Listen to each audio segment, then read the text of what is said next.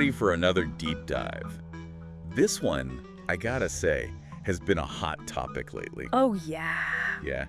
This whole thing about the NFL, like, are the games rigged? The scripting debate. Exactly. You know I'm talking about that. Especially after these playoffs, everybody's got an opinion. I can imagine, especially with all the talk about the Chiefs and the refs. Yeah. Seems like everybody's saying the Chiefs got some, special treatment. So we're going to look at some articles, dig into it. Got one from Outkick, one from ProFootballTalk, and another from Fox Sports. Each one's looking at this from like a different angle. Should be interesting to see how they all line up. Yeah. So the question is, are we just dealing with some, sore losers? Or is there something more to it? Right. Like, is there some actual fire behind all this smoke? Okay, so let's start with this Outkick article. Okay, what's their take? Well, they're all about this one penalty, roughing the passer. Right, when a defensive player hits the quarterback too rough. Yeah, exactly. So this article highlights this ESPN statistic. And get this, during the Chiefs' 8-game playoff win streak, their opponents, right, they were called for 6 roughing the passer penalties. Wow. But the Chiefs, 0. Not a single one called against them. Huh. 6-0, that is a pretty big difference. Do you think that's just a coincidence? Well, I mean, statistics, you got to be careful, right? They can be a bit misleading. Oh, absolutely. Like, they don't tell the whole story. Exactly. They might show you something's up, but they don't prove anything for sure. But still makes you wonder. Of course. Could just be random chance. But maybe it's something more. Like what? Well, referees are human. Everyone has biases, maybe even unconscious ones, or maybe something completely different. Yeah, it makes you think. Okay, now, this ProFootballTalk article. Yeah. What's their angle? Well, they're focusing on how the NFL's reacting to all this. Because they're obviously not happy with all these accusations flying around. Nope. And they're actually, really cracking down on players who speak out about it. Really? Big time. Like Will Anderson Jr., he's a defensive end for the Texans. He got fined $25,000. Wow, for what? Just for saying, we knew it was going to be us against the refs. Ouch. And then there's Joe Mixon, running back for the Bengals. Yeah. He got fined twice. Twice? What happened there? First, it was for something a former teammate said.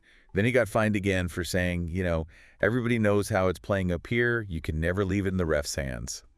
Yikes.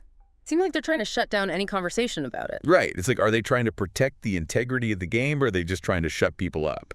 It's a tough one, isn't it? Because on one hand, the NFL does need to make sure people aren't spreading false information. But these fines, I don't know, it feels a bit like they're trying to silence legitimate criticism. And there's a power imbalance there, right? Like, the players, they're basically at the mercy of the league. So even if they see something they think is wrong, are they going to risk a huge fine to speak up? Probably not.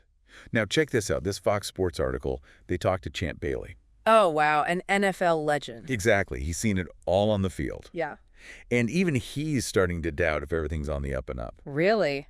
That's pretty significant coming from someone like him. He said he didn't buy into this whole fixed games thing at first.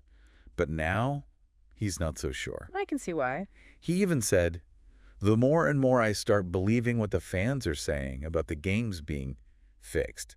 Because you see things like this happen over and over. Wow.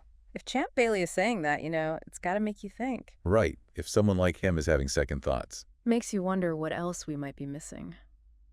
It's crazy, right? Like, you see all this debate online, and it's like two totally different worlds. Totally. You got people deep in the stats, looking for proof of bias, and yeah. You got others just straight up dismissing it all. Like it's all just crazy conspiracy theories. Exactly. Or just sour grapes caused their team lost. Yeah, it's like people already made up their minds. Yeah.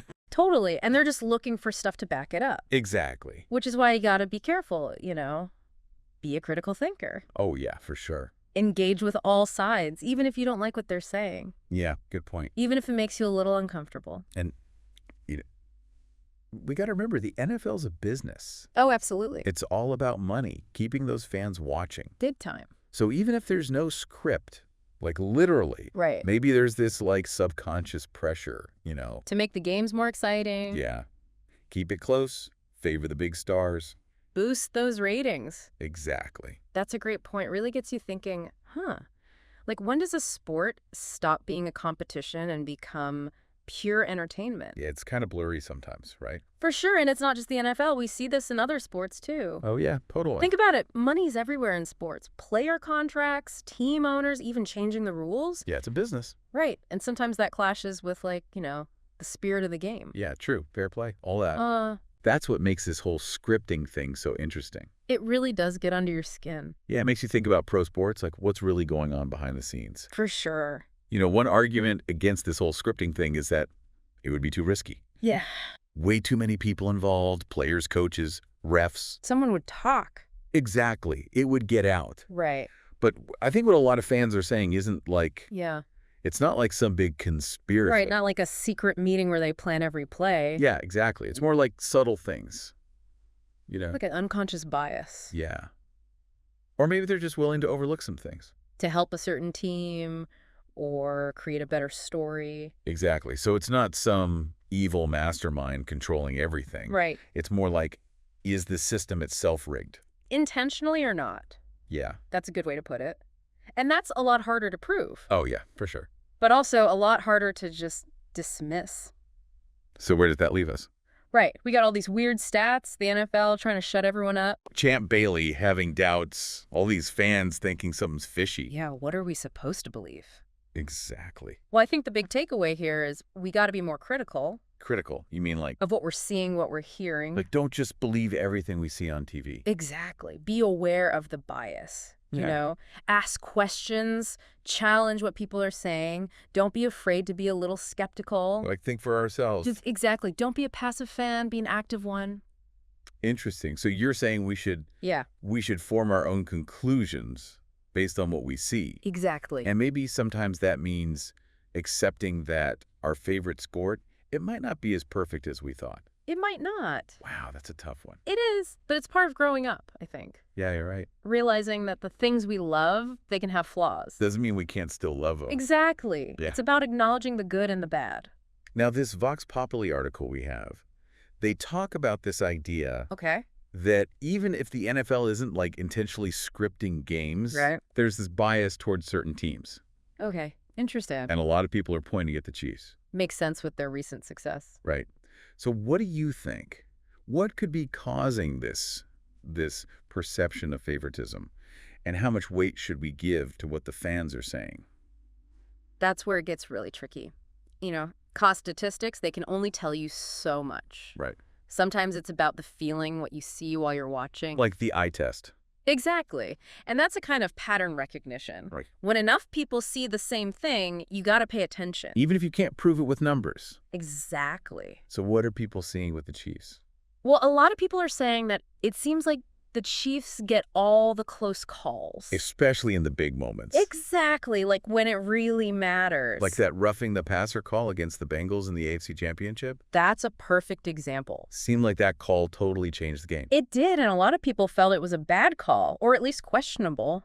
And that just adds to this idea that the refs are helping the Chiefs. Exactly. And it's not just about the calls themselves, it's the whole story around the Chiefs, right? For sure. They're like, the team of destiny, the quarterback who can do no wrong. That narrative is powerful. It really is. It can totally change how we see things, even if we try to be objective. Yeah, like we expect them to win, so we see everything through that lens. Exactly. It confirms what we already believe. So we got all this stuff, stats that don't add up, the NFL trying to silence people, Champ Bailey having doubts, all these fans who are convinced something's up. It's a lot to take in. What are we supposed to make of it all? Well, I think it's safe to say there's more going on than meets the eye. You think so? I do. And whether or not you believe in this whole scripting thing, I think we need to ask some serious questions about the NFL. About fairness, about integrity. Exactly. For sure. It makes you think about all pro sports, doesn't it? It really does. Like, are they all like this? Is there always something going on behind the scenes? Stuff we just don't know about as fans? I think it raises some big questions about trust and transparency. Yeah, for sure. Especially for something like the NFL, it's such a big part of our culture. Totally. So what can we even do about it? Like, are we just supposed to accept that maybe things aren't always fair? I don't think so. I don't think we should just give up. Okay, but what can we do? Well, we can start by demanding more transparency. From the NFL? Yeah, like why not have clearer explanations for those ref calls? Oh, that's a good idea. Right. Or even like release reports after the game, explaining those controversial calls. Yeah, I like that. More transparency would definitely help. Exactly. And we can support those journalists who are asking the tough questions, doing those investigations. Yeah, for sure. It all comes down to being informed, being engaged, and not being afraid to speak up. So we got to hold the NFL accountable. Exactly. We have the power to change things. Yeah. We, the fans. That's true. What's really fascinating to me is how this all shows the power of the story, the narrative. Oh, absolutely. Like the NFL, they've created this whole mythology. Yeah. Right, about hard work and never giving up, all that. And it works. That's why we love it. Totally. But what happens when we start to question that story? When we see those cracks in the facade. Yeah, it can be kind of disillusioning, like realizing your heroes aren't perfect. It's tough to face that. But maybe that's part of it. Right. Part of what? Part of being a sports fan. Yeah. Like accepting that even the things you love, they can have problems. That's a good point. It's about seeing the whole picture, the good and the bad. Yeah, exactly. So where do you think this is all going with the NFL and this scripting thing? Well, I think the NFL's got to make a choice. A choice. Like what? They can keep doing what they're doing, trying to control everything, silencing people. Or they can change. Be more open, actually listen to the fans. You think they'll change? It's hard to say. But one thing's for sure, something's got to give. Well, folks, there you have it, our deep dive into this whole NFL scripting thing. Lots to think about. It really is. Like, we saw some weird stats, we heard different opinions, and we're left with a lot of questions. About the game we love. Exactly. Yeah. But here's the thing I want you to take away from all this. Don't be afraid to ask those questions. To be critical. Yeah, and don't be afraid to demand better from the sports you love. Because we have the power to make a difference. That's right. So, that wraps up this deep dive. But keep thinking about it, okay? What other examples of bias can you think of in sports? How can we be better, more informed fans? Stay curious, stay engaged, and keep those critical thinking skills sharp. Until next time, folks.